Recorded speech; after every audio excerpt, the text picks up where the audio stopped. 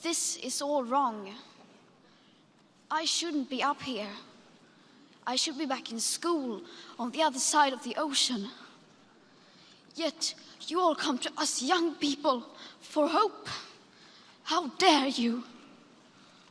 You have stolen my dreams and my childhood with your empty words, and yet I'm one of the lucky ones.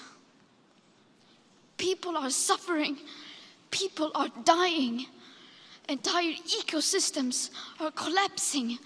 We are in the beginning of a mass extinction, and all you can talk about is money and fairy tales of eternal economic growth.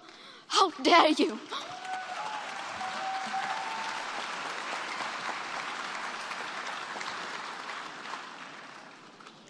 For more than 30 years, the science has been crystal clear.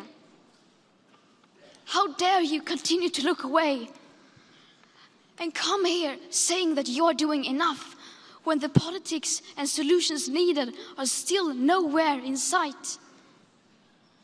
You say you hear us and that you understand the urgency. But no matter how sad and angry I am, I do not want to believe that. Because if you really understood the situation and still kept on failing to act, then you would be evil, and that I refuse to believe.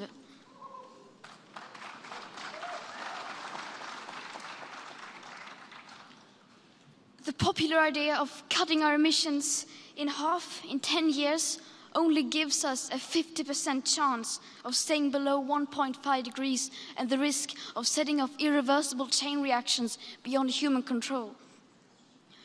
50% may be acceptable to you, but those numbers do not include tipping points, most feedback loops, additional warming hidden by toxic air pollution, or the aspects of equity and climate justice.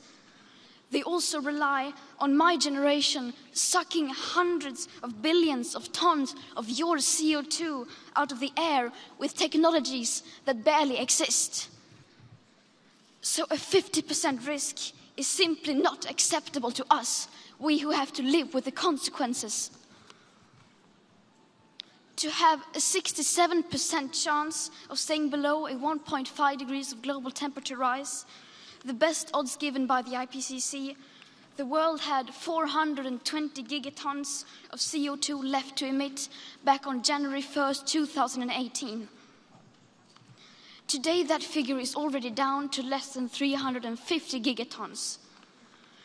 How dare you pretend that this can be solved with just business as usual and some technical solutions? With today's emissions levels, that remaining CO2 budget will be entirely gone within less than 8.5 years.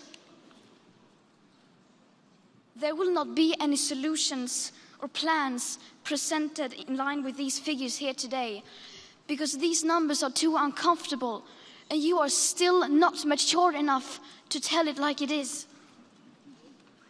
You are failing us.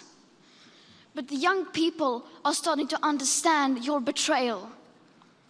The eyes of all future generations are upon you. And if you choose to fail us, I say we will never forgive you.